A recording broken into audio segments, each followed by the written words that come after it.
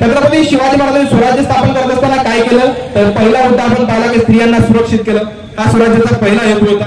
दुसरा मुद्दा म्हणजे या देशातला तळागाळातला प्रत्येक माणूस मावळ प्रांतातला एकत्रित केला. तो पेशाने शेतकरी होता, ज्याचा आजा पंजा बाप हा प्रत्येक माणूस हा शेतकरी होता. अशा प्रत्येक माणसाला महाराजांनी एकत्र केलं. अहो ज्याच्याकडे शेती नाही त्याला शेती दिली. म्हणून आज आपण कॉलर डाईट करून सांगतो की माझ्याकडे एवढे एकर शेती आहे. अहो आज जरी आपण जमिनीचे सातबारा आपलं नाव असलं तरी सुद्धा जमिनीचे खरे मालक हे छत्रपती शिवाजी महाराज हे आपण समजून घेतलं पाहिजे. या पलीकडे जाऊन छत्रपती शिवाजी महाराजांनी शेतकऱ्यांना फक्त जमिनी दिल्या नाही तर पैसा अडका दिला, बियाणं दिलं. और ज्याच्याकडे आऊट फाटा नाही त्याला आऊट फाटा दिला. वखर असेल, नांगर असेल, दौरा असेल, हे प्रत्येक साहित्य पुरवण्याचं काम छत्रपती शिवाजी महाराजांनी स्वराज्याच्या खजान्यातून केलं. त्याही पलीकडे जाऊ ज्यांच्याकडे बैलजोडी नाही अशा लोकांना स्वराज्याच्या तिजोरीमधून बैलजोड्या घेऊन दिल्या. म्हणजे किती मोठा दृष्टिकोन आहे.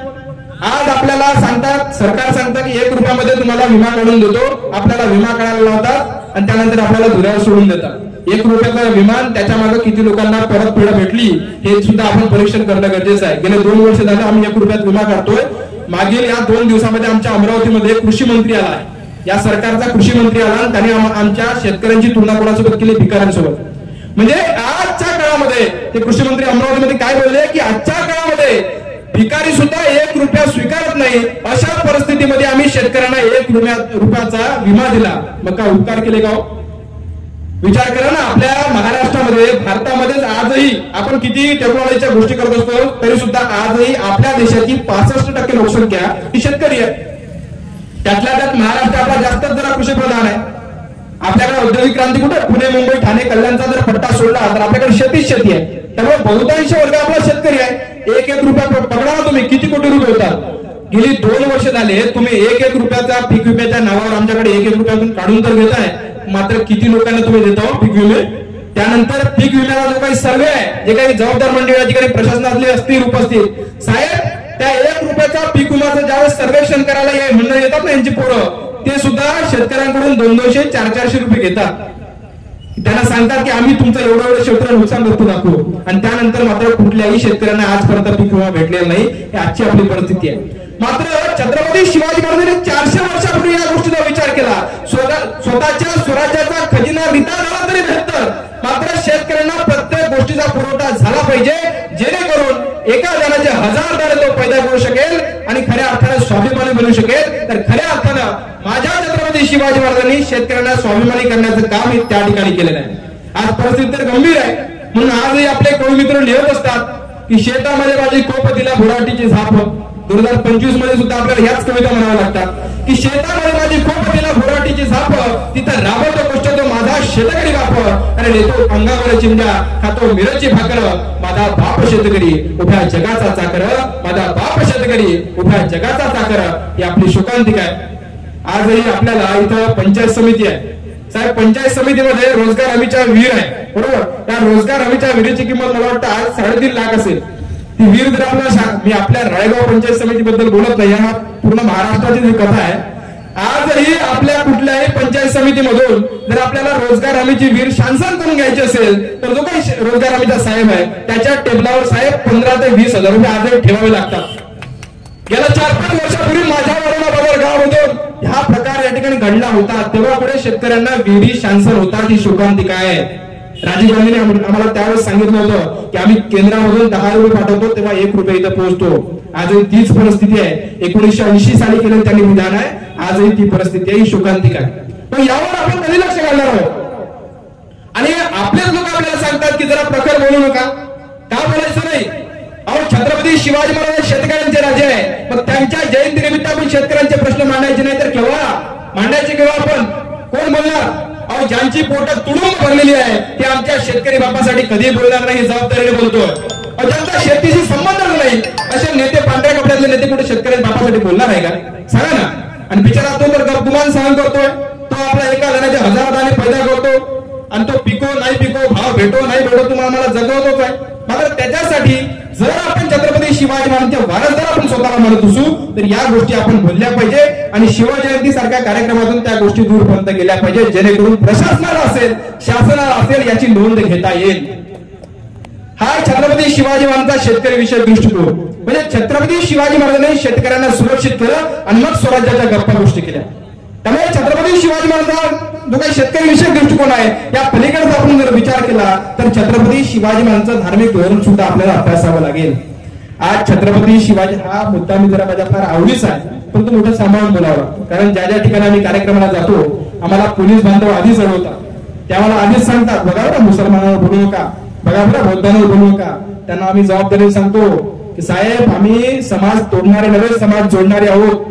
तो राष्ट्रसंतांचा विचार आहे की धर्मात नाही हिंदू मुसलमान, धर्मात नाही बौद्ध जन, धर्मात नाही पारसी गच्छ. आता धर्माची व्याख्या मुळी बोललेले लोक धर्मे हिंदू मुसलमान झाले. या धर्माच्या व्याख्या विसरून जाऊन कुठेतरी आपल्याला माणूसपणाचं राजकारण या ठिकाणी करता आलं पाहिजे. या अनुषंगाने त्या काही धर्माच्या खऱ्या व्याख्या आहे ते मांडणारे आम्ही लोक आहोत. कारण छत्रपती शिवाजी महाराजांची जयंती आहे. आजही छत्रपती शिवाजी महाराजांचं नाव घेतलं तर अनेक लोक जय भवानी जय शिवाजीचे नारे लावतात आणि इतर धर्मियांना टार्गेट करण्याचं मोठ्या प्रमाणात काम या ठिकाणी चालू. हे शोकांतिक आहे. आणि आपल्याला जाणीवपूर्वक एक दाखवून देण्यात येतं, आपल्याला वारंवार सांगण्यात येतं की छत्रपती शिवाजी महाराज हे मुस्लिमांचे विरोधक. जणू काही छत्रपती शिवाजी महाराज सकाळी उठल्यापासून झोपेपर्यंत त्या मुसलमान कापत होते का? तो धंदा होता महाराजांना आजच्या लोकांसारखा? कारण या एकमेव गोष्टीच्या भोवताली आजचं राजकारण या ठिकाणी फिरते आहे. त्यामुळे छत्रपती शिवाजी महाराज हे खरंच एका धर्माचे होते का? हिंदू धर्माचे? छत्रपती शिवाजी महाराज हे फक्त मराठ्यांचेच होते का? छत्रपती शिवाजी महाराज हे फक्त महाराष्ट्रातच होते का? छत्रपती शिवाजी महाराज हे खरंच मुसलमानांचे विरोधक होते का? या गोष्टीचा कुठेतरी आपण आढावा घेतला पाहिजे. आणि मग ज्यावेळेस आपण आढावा घेतो या गोष्टीचा, ज्यावेळेस आपण खऱ्या अर्थाने इतिहासाची पानं पलटतो त्यावेळेस आपल्याला एक गोष्ट लक्षात येतं की आज जरी आपल्याला वारंवार सांगण्यात येत आहे की छत्रपती शिवाजी महाराज हे फक्त मुस्लिमांचे विरोधक होते, तर या गोष्टीचा ज्यावेळेस आपण ऐतिहासिक दृष्टीने मागोवा घेतो त्यावेळेस आपल्याला एक गोष्ट लक्षात येते की जर छत्रपती शिवाजी महाराज हे मुसलमानांचे विरोधकच असते तर काय छत्रपती शिवाजी महाराजांच्या स्वराज्यामध्ये अनेक महत्वाच्या पदांवर मुसलमान असू शकले असते का? या गोष्टीचा आपण विचार केला पाहिजे. कारण ज्यावेळेस आपण छत्रपती शिवाजी महाराजांचं सैन्य तपासतो, छत्रपती शिवाजी महाराजांचा इतिहास तपासतो, त्यावेळेस छत्रपती शिवाजी महाराजांच्या इतिहासामध्ये अनेक मानाच्या पदांवर आपल्याला आपले मुस्लिम बांधव या ठिकाणी दिसते आहे. आणि मग छत्रपती शिवाजी महाराजांच्या सैन्याला ज्यावेळेस आपण अभ्यास करतो त्यावेळेस आपल्याला एक गोष्ट लक्षात येते की छत्रपती शिवाजी महाराजांचा जो काही तोफखाना प्रमुख होता त्या तोफखाना प्रमुखाचं नाव आहे इब्राहिम खान गारदी. छत्रपती शिवाजी महाराजांनी नौदलाची स्थापना केली. नौदल म्हणजे नेव्ही. आजची जे काही जहाजावर आपलं जे काही सैन्य उभं राहतं समुद्राच्या पाण्यावर ती म्हणजे नेव्ही. तत्कालीन काळामध्ये ही गोष्ट होती, एक प्रचलित गोष्ट होती, त्याचा दर्या त्याची सल्तनत. ज्याचा दर्यावर म्हणजे समुद्रात प्रचंड सामर्थ्य आहे त्याची सल्तनत होती. मात्र आपल्या हिंदू धर्मामध्ये एक गोष्ट त्या ठिकाणी रूढ होती की बहुजन माणसाला जो तेली कुंडी माळी साळी वडार लोहार चांभार कुंभार या सर्व जातीमध्ये आपला जो काही 18 जातीतला समाज आहे या लोकांना समुद्र बंदी होती. त्याला परमिशन नव्हती धर्मग्रंथानुसार की तुम्ही समुद्रावर मंथन करावं, तुम्ही समुद्रावर संचार करावा. त्यामुळे आपल्या कुठल्याही हिंदू राज्यात त्या ठिकाणी नेव्ही नव्हती, आरमार नव्हतं. परंतु छत्रपती शिवाजी महाराजांनी या गोष्टीला फाटा देऊन छत्रपती शिवाजी महाराजांनी पहिल्यांदा आर्मीची म्हणजे नेव्हीची स्थापना केली. पण आज एक गुगलवर टाका तुम्ही जरा the father of Indian navy, त्यावेळी एकमेव नाव येईल Chhatrapati Shivaji Maharaj. Father of Indian navy कोण आहे? छत्रपती शिवाजी महाराज. कारण महाराजांनी पहिल्यांदा नेव्हीची स्थापना या महाराष्ट्रामध्ये केली आरमाराची. आणि मग हिंदू धर्मातल्या लोकांना तर परमिशन नव्हती भाऊ की आरमाराची स्थापना करावी. कारण धर्मग्रंथ आपल्याला सांगत होते की समुद्राचा जे काही प्रवास आहे तो करणं धर्माच्या दृष्टीने पाप आहे. त्यामुळे हिंदू धर्मातले लोक धजावत नव्हते. छत्रपती शिवाजी महाराज वारंवार सांगत होते की आपल्याला जर या देशामध्ये हुकूमत गाजवायची असेल, बाहेरून येणाऱ्या शत्रूपासून जर आपल्याला संरक्षण मिळवायचं असेल तर आपल्याला पहिल्यांदा समुद्र काबीज केला पाहिजे, त्या समुद्रालाच व्यसन घातली पाहिजे. छत्रपती शिवाजी महाराज सांगत होते मात्र मावळे जजावत नव्हते. त्यावेळेस छत्रपती शिवाजी महाराजांनी या आरमाराची उभारणी करण्यामध्ये खऱ्या अर्थाने जर कुणाचा पाठिंबा घेतला असेल तर भंडारी बांधवांचा, कोळी बांधवांचा आणि मोठ्या प्रमाणात मुस्लिम बांधवांचा महाराजांनी पाठिंबा या ठिकाणी आरमाराच्या स्थापनेमध्ये घेतला. म्हणून छत्रपती शिवाजी महाराजांच्या आरमाराचा प्रमुख कोण आहे? तर या साऱ्यांचा धर्माने मुसलमान आहे. और छत्रपती शिवाजी महाराजांच्या वकिलाचं नाव आहे काझी हैदर, हा धर्माने मुसलमान आहे. छत्रपती शिवाजी महाराज ज्यावेळेस 12 मे 1666 ला आग्र्याच्या दरबारामध्ये गेले होते त्यावेळेस महाराजांसोबत अत्यंत महत्वाचा अंगरक्षक कोण होता? मदारी मेहतर, हा धर्माने मुसलमान आहे. और छत्रपती शिवाजी महाराजांनी गुरुपरंपरा जगद्गुरु तुकोबारायांना, या जगद्गुरु तुकोबारायांच्या पलीकडे जाऊन जर दुसरे कोणी गुरु असेल छत्रपती शिवाजी महाराजांचे तर ते होते मुस्लिम धर्मातले धर्मगुरु केळशीचे सुफी संत याकूब बाबा. याही पलीकडे जर आपण जर विचार केला, इतिहास तपासला तर छत्रपती शिवाजी महाराजांच्या वडिलांचं नाव काय हो? शहाजी. त्यांच्या काकाचं नाव काय आहे? शरीफजी. आता आपल्या हिंदू धर्मामध्ये शहा आणि शरीफ नाव असतं काय?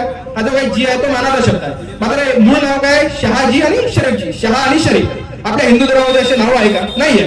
आता शहा मोठे साहेब माहिती आहे, शहा गृहमंत्री, तो विषय वेगळा आहे. मात्र शहा आणि शरीफ हे आपल्या धर्मामध्ये नावं नाही. पण हे नावं आले कुठून? तर अहमदनगर जिल्ह्यामध्ये शहा आणि शरीफ नावाचा दर्गा आहे, शहा शरीफ दर्गा. या दर्ग्यावरून छत्रपती शिवाजी महाराजांच्या वडिलांचं आणि काकांचं नाव ठेवण्यात आलेलं आहे. विचार करा, एवढं धर्मनिरपेक्ष कुटुंब आहे भोसले कुटुंब. मग जर छत्रपती शिवाजी महाराजांच्या स्वराज्यामध्ये एवढ्या मोठ्या प्रमाणामध्ये जर मुस्लिम सैनिक असेल तर विचार करा, छत्रपती शिवाजी महाराजांच्या विरोधक मुसलमान होऊ शकतात का? हो, हे मान्य आहे की आलमगीर औरंगजेब जो छत्रपती शिवाजी महाराजांचा सर्वात मोठा शत्रू होता, जो आदिलशाह शत्रू होता, तो कुतुबशाह शत्रू होता, तो निजामशाह शत्रू होता. हे सर्व जातीनं धर्मानं मुसलमान होते. मात्र प्रत्येक मुसलमान हा महाराजांचा शत्रू नव्हता. जर प्रत्येक मुसलमान जर महाराजांचा शत्रू असता तर विजापूरच्या आदिलशहाकडून जे 700 पठाणांची फौज महाराजांना येऊन मिळाली ते 700 पठाण हे मुसलमान नसते. या गोष्टीचा विचार आपण केला पाहिजे. कारण आज काय होतं ना, प्रत्येक गावामध्ये प्रत्येक शहरामध्ये हिंदू मुस्लिम नावाची भानगड अशा एवढ्या मोठ्या प्रमाणात या ठिकाणी निर्माण झाली आहे. आणि इलेक्शन आलं, निवडणुका आल्या की या गोष्टीला फार स्कोप असतो या गोष्टीचा. त्यामुळे काय होतं, आपल्या तरुण पोरांची माती भडकतात, फक्त विसरून जातात. आपल्या पाठीमागे बेरोजगारी आहे, आपल्या बापाच्या पिकाला भाव नाही आहे, आपल्या मायमावल्यांना संरक्षण नाही आहे. हे सर्व मुद्दे बाजूला ठरतात. हे सर्व मुद्दे बाजूला ठेवून हे धर्म पुढे येत असतो. त्यामुळे या धर्माला जर आपण बाजूला सरायचं असेल तर पहिल्यांदा ज्यांचा आधार घेऊन आपल्याला सांगितलं जातं की छत्रपती शिवाजी महाराज हे मुसलमानांचे विरोधक होते, हा मुद्दा आपण तपासला पाहिजे आणि या मुद्द्याचा प्रचार प्रसार आपण मोठ्या प्रमाणात केला पाहिजे. पण या ठिकाणी सांगतोय मी, दिया ताजमहल जिसने हिंद को, टिपू सुलतान मुसलमान ही था. दिया ताजमहल जिसने हिंद को, वो शख्स मुसलमान ही था. यूं ही नहीं लहराता तिरंगा तामीर किया जिसने, वो लाल किला, वो शख्स मुसलमान ही था. अरे सारे जहां से अच्छा हिंदू सदा हमारा, लिखा जिसने तराने वतन, वो मोहम्मद इकबाल मुसलमान ही था. और जिस दिन आजाद हुआ मेरा देश, मेरा मुल्क, मेरा वतन, दिन जुम्मे का, महीना रमजान का, रात शबे कदर की थी. एवढा मोठा इतिहास या देशातल्या मुसलमानांचा आहे. म्हणून छत्रपती शिवाजी महाराजांनी 400 वर्ष अगोदर हेरलं की छत्रपती शिवाजी महाराजांचे विरोधक हे मुसलमान नव्हते. छत्रपती शिवाजी महाराजांच्या स्वराज्यामध्ये अनेक मानाची पदं बहाल करण्याचं काम छत्रपती शिवाजी महाराजांनी मुसलमानांना केलं. याही पलीकडे ज्यावेळेस आपल्या महाराष्ट्रातल्या अनेक भागांमध्ये ज्यावेळेस हिंदू आणि मुस्लिम हा मुद्दा त्या ठिकाणी सक्सेसफुल होत नसतो, त्या पलीकडे जर आपल्याला कोणता मुद्दा येतो, मराठा आणि बोलतो. म्हणजे आपल्या भागामध्ये मराठा जरी नसले तर कुणबी आणि बोलतो, बरोबर. हा वाद लावण्याचा कुठेतरी प्रयत्न होत असतो. मात्र या सुद्धा गोष्टीचा आपण ज्यावेळेस विचार करतो त्यावेळेस आपण लक्षात येतं की ज्यावेळेस छत्रपती शिवाजी महाराजांच्या काळामध्ये जो आपला आजचा महार समाज म्हणजे आजचा बौद्ध समाज म्हणजे तेव्हाचा महार समाज, या बौद्ध समाजाला ज्यावेळेस गावामध्ये प्रवेश सुद्धा नव्हता, गावामध्ये प्रवेश नव्हता, त्यांना कुठेतरी गाव कसं बाहेर हाकलून गेलं होतं. म्हणून त्यावेळेस महारवाडे होते, गावाच्या बाहेर महारवाडे होते. मात्र अशा पाहून नाव रिद्धी सिद्धीचे साधक, वाचा सिद्धी करीत एक, तुका म्हणे जात शैदोगती. जी माणसं तारीख तिथी पंचांग याच्या मागे लागतात ती अक्षरशः घराच्या घरात तो समाज शयाला जात असतो.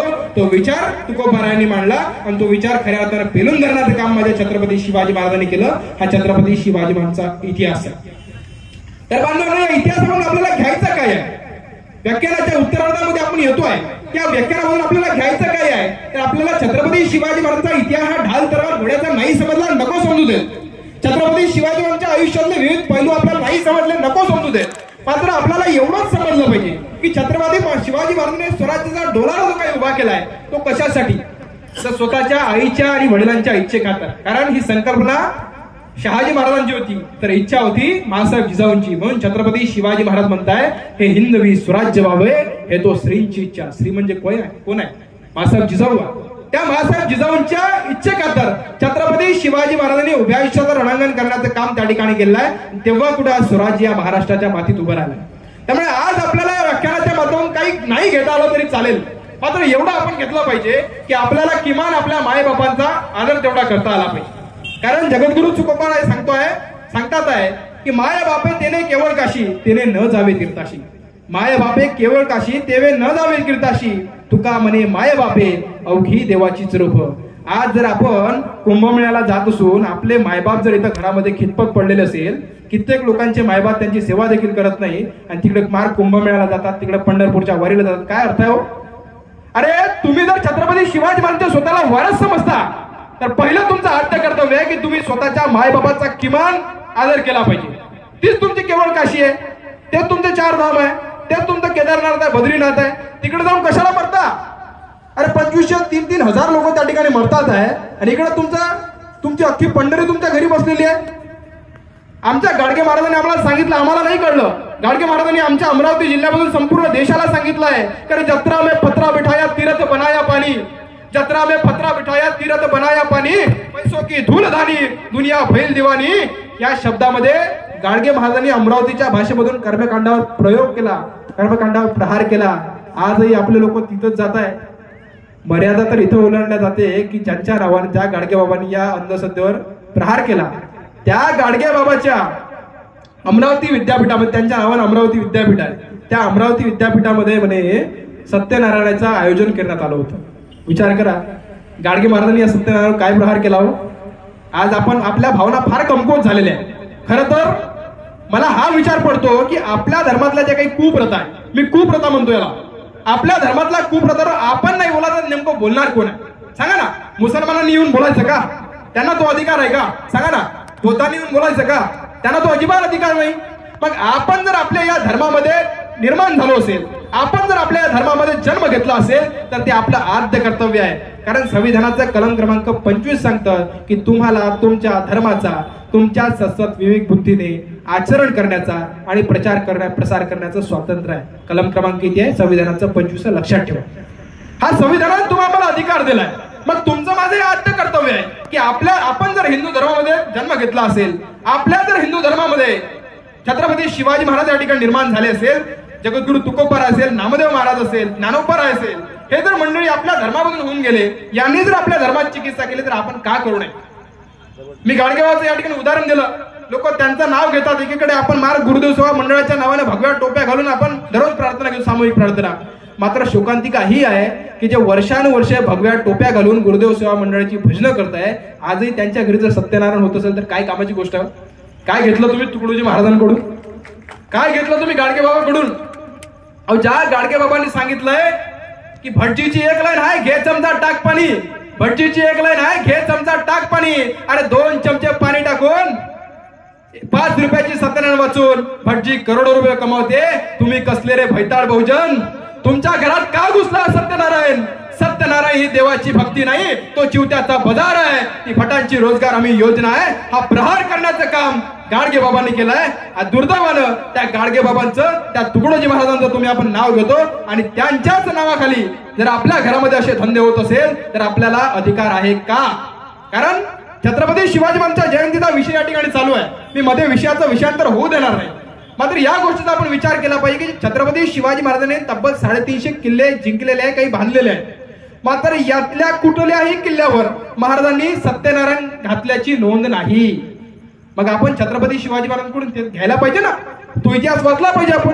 एकीकडे नाव घ्यायचं छत्रपती शिवाजी महाराज. छत्रपती शिवाजी महाराज म्हणजे काय आहे? स्वतःच्या मनगटावर विश्वास करणाऱ्यांचं दैवत आहे छत्रपती शिवाजी महाराज. मात्र त्याच मनगटावरचा विश्वास गमावून त्याच मनगटाला आपण हजारो धागे, दोरे, बुवा, बापू, कापू, छापू जे बांधत असेल आणि स्वतःचा मेंदू जर त्यांच्या दावणीला गहाण ठेवत असेल तर आपल्याला अधिकार नाही छत्रपती शिवाजी महाराजांचं नाव घेण्याचा. त्यामुळे इथून निश्चय करा तुम्ही. मी तुमच्यापेक्षा वयाने फार लहान आहो.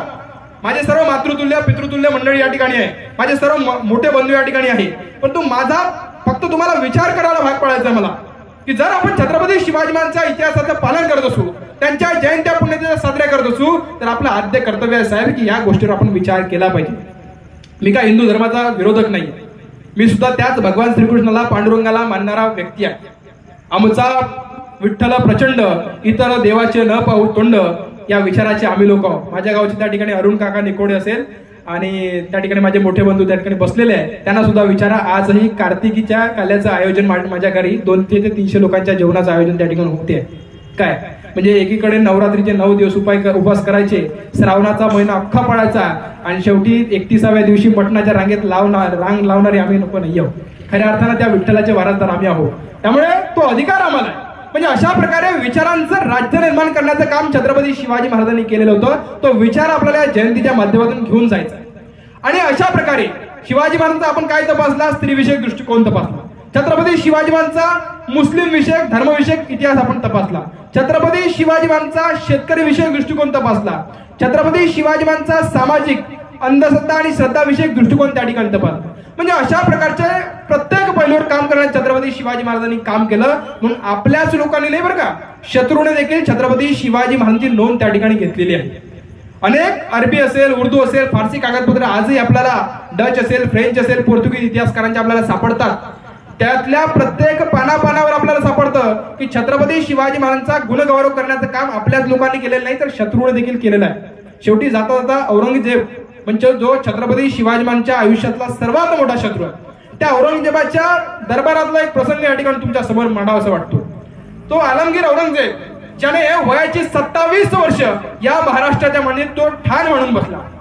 हा शिवाजी कधी एकदा संपतो आणि त्या शिवाजीने निर्माण केलं दख्खनातलं स्वराज्य कधी एकदा मी स्वतःच्या घशात घालतो, ही मनीषा उराशी बाळगून तो उत्तरेतलं स्वतःचं सैन्य सोडून, तो उत्तरेतलं स्वतःचं तख्त सोडून या महाराष्ट्राच्या मातीत तब्बल 27 वर्ष ठाण मांडून बसला ना, तो छत्रपती शिवाजी महाराजांच्या आयुष्यातला एवढा मोठा कडवा आणि सर्वात मोठा शत्रू.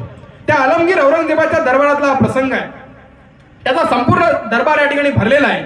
आणि त्या भरलेल्या दरबारामध्ये कोण कोण आहे, अनेक राजे महाराजे, सम्राट, चक्रवर्ती, अमीर, उमराव, सरदार, सैनिक त्या ठिकाणी उपस्थित आहे. आणि हा आलमगीर औरंगजेब या सजलेल्या भरलेल्या दरबारामध्ये येतो आहे. ही चुलूक लागता क्षणी त्याचा जो काही सरदार असतो, सैनिक असतो, बाहेर जो काही दारावर उभा राहतो द्वारपाल, तो हशम त्याच्या अलगामचे नारे लागतोय. त्याच्या जय जय, अलगाम म्हणजे काय, त्याचा जय जय घोष. आलमगीर औरंगजेबाच्या अलगामचे नारे लागतात आहे. आणि या अलगामचे नारे लागता क्षणी दुसऱ्या क्षणाला हा आलमगीर औरंगजेब त्या ठिकाणी दरबारामध्ये हजर होतोय. आणि हजर झाल्या ते संपूर्ण नारे त्याच्या जयघोषाचे लागत असतात. आणि त्या दरबारामध्ये हजर झाल्या तिथं उपस्थित त्याचा पोरगा म्हणजे शहजादा त्या ठिकाणी उपस्थित असतो. त्या उपस्थित शहजाद्याकडे पाहून तो म्हणतो कसा, ये सब फिजूल है शहजादे. काय म्हणतो तो, ही जयघोषाचे नारे ऐकून, ये सब फिजूल है शहजादे, हमारे तैमूर और चंगेज के खून ने कभी शिकस्त नहीं देखी. तुम्ही सर्व टीव्ही सिरियल वाले लोक आहे, त्यामुळे हिंदी उर्दू बऱ्यापैकी तुम्हाला समजतं, हे गृहीत धरतो. काय म्हणतो आलमगीर औरंगजेब स्वतःच्या शहजादाला, ये सब फिजूल है शहजादे, ये सब फिजूल है शहजादे, हमारे तैमूर और चंगेज के खून ने कभी शिकस्त नहीं देखी, लेकिन आज हम क्या देख रहे हैं. अरे कंधार से लेकर तंजावर तक पूरे हिंदुस्तान पर मुगलिया सल्तनत का ख्वाब देखने वाले माँ बदौलत आज ये हम क्या देख रहे हैं. अरे ये हमारे मामू जान शाइस्ता खान साहब, अरे हमारे आंखों के सामने वो सिवा अपने सल्तनत की तामीर कर चुका है. ये हमारे मामू जान आमिर उमराव शाइस्ता खान साहब, जिनके लाल महल पर छापा डालकर सिवा ने इनके छक्के छुड़ा दिए. अरे ये तो तकदीर के सिकंदर थे कि जा बच गई, महज 3 उंगलियां ही खूनी पड़ी. यह सूरत के खूबसूरत सूबेदार इनायत खां बहादुर, शिवाजी जब सूरत आए तो ये बहादुर दुम दबाकर भाग निकले. यह सिद्दी फौलाद खान, जिनके हाथों पर मिठाई रखकर शिवाजी आगरा की गिरफ्त से फरार हो गए. पूरे मंसूबों को मिट्टी में मिला दिया इस फौलाद खान ने. यह कार तलब खा, यह रसूल बेग रोजवानी, यह मीर आतिश तरबियत खा, यह खानजा बहादुर, यह बहादुर खा पोकलताश, यह भोगीनरेश भोगसिंह खागा, यह रणमस्त खा, यह केसर सिंह, यह सैयद मुनव्वर बारहा. तमाम सारे राजपूत बुंदेले, तुर्क, ईरानी, अफगानी, हबशी और मुगल फौजमंद सरदार, सभी को शिकस्त दे रखी सिवा ने. आखिर क्यों? ये क्यों का मतलब तुम कभी नहीं समझ पाओगे शहजादे, कभी नहीं. क्योंकि औरत, शराब, नाच, गाना, मौज और मस्ती, इश्क और मोहब्बत में गिरफ्तार तुम जैसे बहादुर शिवा को कभी समझ नहीं पाओगे. उस शिवा ने मजबूत किले बनाए, उस शिवा ने मजबूत किले बनाए, अपनी फौज और असला बढ़ाए, नए जंग बहरीन की तामीर कर चुका है. लेकिन उससे भी ज्यादा उसने मजबूत जमीर के लोग तैयार किए. हमने उन सिवा के खुददार खादिमों को लाखों का लालच दिया, मगर उन जाबाज मरहट्टों ने उस पर थूक दिया. अरे आज तक हम दुनिया की हर चीज खरीद सकते थे, मगर उन जाबाज मरहट्टों ने खुद को बिकने नहीं दिया. अरे वो बिकते नहीं, वो झुकते नहीं, और तो और वो रुकते भी नहीं. शिवाजी खाग है, चलाक है, मगरूर है, नमक्कुल है, मगर उसका चाल चलन दूध की तरह साफ और सूरज की तरह चमकदार है. दुश्मन के भी मजहबी कलाम, औरत और फकीरों की इज्जत करता है वो. इसलिए उसकी इज्जत और शोहरत सर उठाए बुलंदे मीनार की तरह आसमां को छू रही है। इसमें कोई शक नहीं शहजादे, इसमें कोई शक नहीं शहजादे कि हमें दुश्मन भी मिला तो सिवा जैसा मिला। हम किस्मत वाले हैं तो आलमगीर औरंगजेब स्वतःला नशीबवान समजतोय, सांगतोय स्वतःच्या लेकराला सांगतोय की हम किस्मत वाले हैं माबदौलत की हमें दुश्मन भी मिला तो सिवा जैसा मिला। छत्रपती शिवाजी महाराजांबद्दल कुणाचे उद्गार आहे तर छत्रपती शिवाजी महाराजांच्या आयुष्यातला सर्वात मोठ्या शत्रूचे आहे। बोला छत्रपती शिवाजी महाराज की, छत्रपती संभाजी महाराज की। आता विचार करा की छत्रपती शिवाजी महाराजांच्या आयुष्यातला सर्वात मोठा शत्रू आलमगीर औरंगजेब, ज्याचं 3/4 भारतावर म्हणजे 75% भारतावर ज्याचं राज्य होतं, तो एवढा मोठा, एवढा बलाढ्य, एवढा शूर आणि पराक्रमी राजा जर छत्रपती शिवाजी महाराजांचा गुणगौरव करत असेल आणि तो गुणगौरव स्वतःच्या पोराला सांगत असेल तर काय असेल माझ्या राजाचं शौर्य, काय असेल माझ्या राजाचा पराक्रम, काय असेल माझ्या राजाचं साहस, काय असेल माझ्या राजाचं धाडस, काय असेल माझ्या राजाचे चातुर्य, काय असेल माझ्या राजाची बुद्धिमत्ता। विचार केला पाहिजे। आज आपण तर त्यांच्या मातीमध्ये जन्माला आलेलो आहोत। छत्रपती शिवाजी महाराजांच्या शत्रूला त्यावेळेस कळलं की आजही आपल्या लेकरांना समजायला तयार नाही।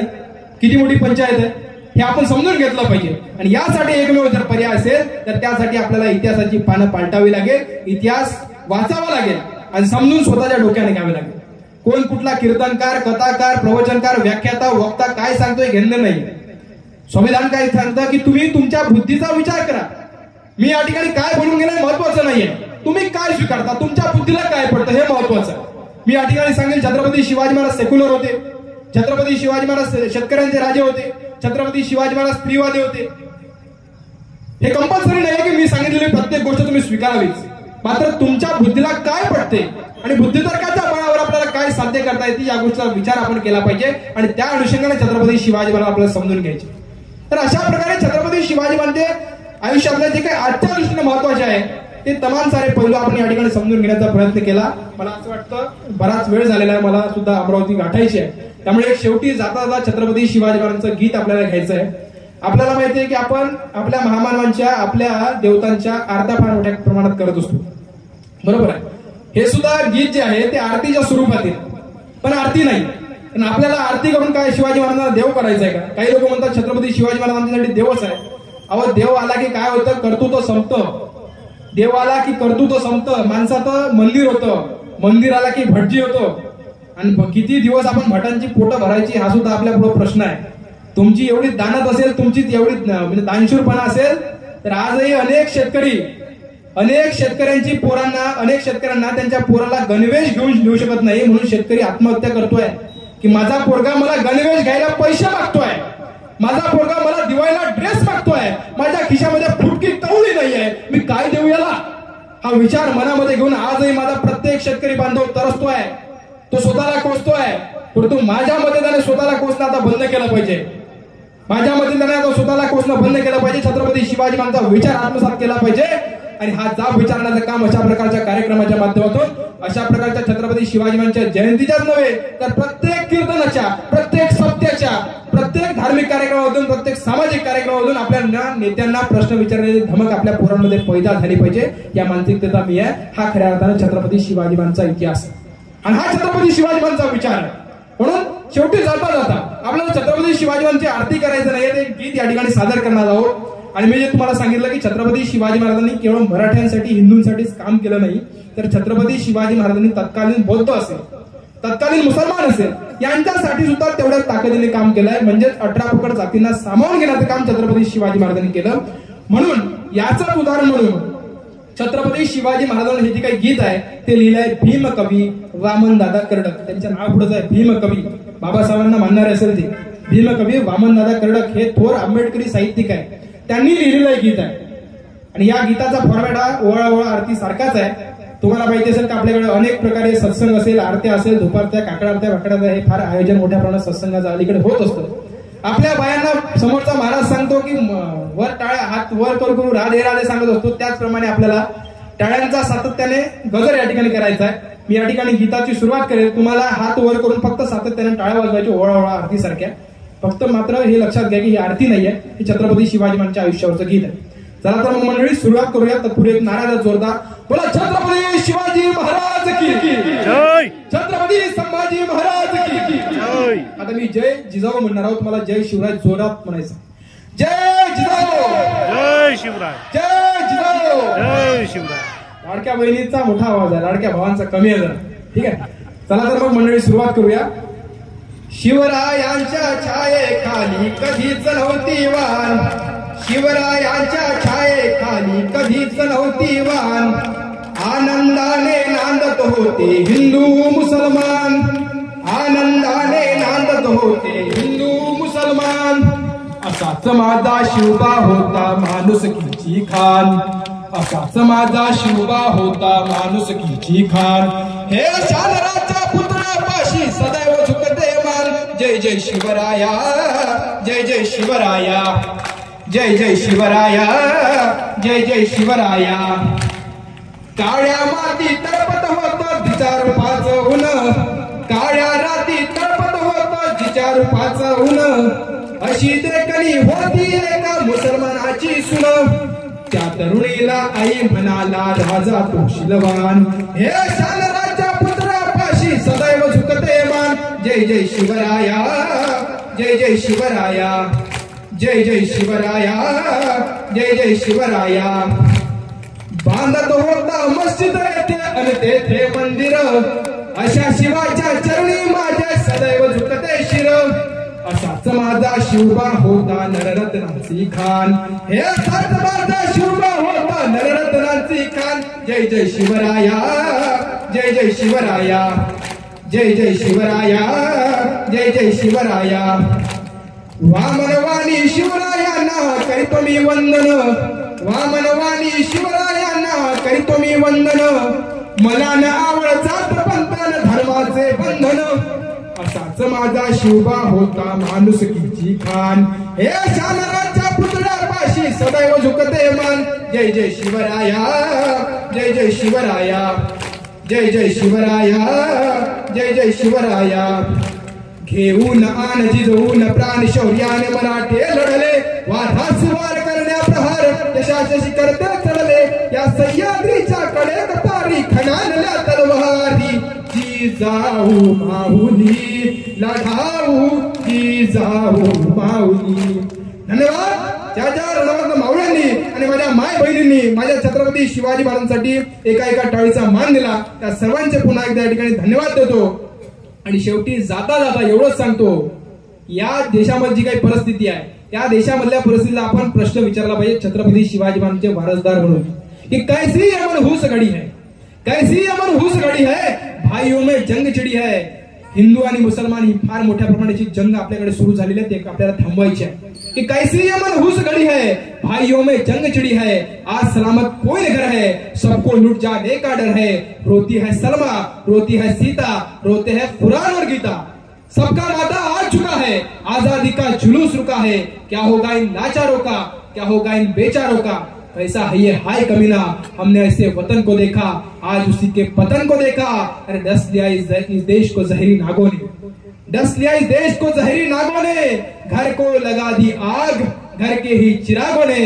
एवढंच या ठिकाणी सांगतोय. म्हणून या लोकांनी या देशाला आग लावण्याचा कार्यक्रम सुरू केलेला आहे. हिंदू असेल, मुसलमान असेल, या बौद्ध असेल, या धर्माधर्मामध्ये वाद लावून ज्यांना या देशामध्ये समाजामध्ये वाद लावायचा आहे, भांडणं लावायचे आहे आणि भांडणं लावून यांना आपल्या स्वतःच्या राजकारणाच्या खुर्च्या पक्क्या करायच्या आहे, अशा लोकांना आग आपल्याला लावायची आहे. अशा लोकांना काळी लावण्याचं काम सुद्धा छत्रपती शिवाजी महाराजांचे वारसदार म्हणून, डॉक्टर बाबासाहेब आंबेडकरांचे वारसदार म्हणून, जिजाऊंचे वारसदार म्हणून आपल्याला करायचं आहे. आणि करत असताना जात धर्म पंथ प्रांताच्या पलीकडे जाऊन आपल्याला एकतेचा विचार म्हणत आपल्याला सांगायचं आहे की माणसाच्या एकतेचे मी नवे निशाण आहे, माणसाच्या एकतेचे मी नवे निशाण आहे. मीच हिंदू, मीच ख्रिश्चन, मी मुसलमान आहे. कळपाने नव्हे तर एकटाच चालतो मी. जात माझी धर्म माझा फक्त संविधान आहे, जात माझी धर्म माझा फक्त संविधान आहे. एवढंच या ठिकाणी बोलतो. तुम्हा सर्व राळेगावकरांची या ठिकाणी रजा घेतो. आयोजकांनी मला या ठिकाणी बोलवलं, माझा सन्मान सत्कार केला आणि माझ्या मायभूमीमध्ये माझं पहिलं व्याख्यान ऐकण्याकरता तुम्ही सर्व या ठिकाणी एवढ्या मोठ्या संख्येने उपस्थित झाला. त्या ठिकाणी माझ्या सर्व बहिणींचा, माझ्या सर्व भावांचं, माझ्या सर्व पितृतुल्य मंडळींचा आभार व्यक्त करतो. थांबतोय. तुम्हा सर्वांची रजा करतोय. जय जिजाऊ, जय शिवराय, जय भीम, इन्कलाब, जय हिंद. धन्यवाद.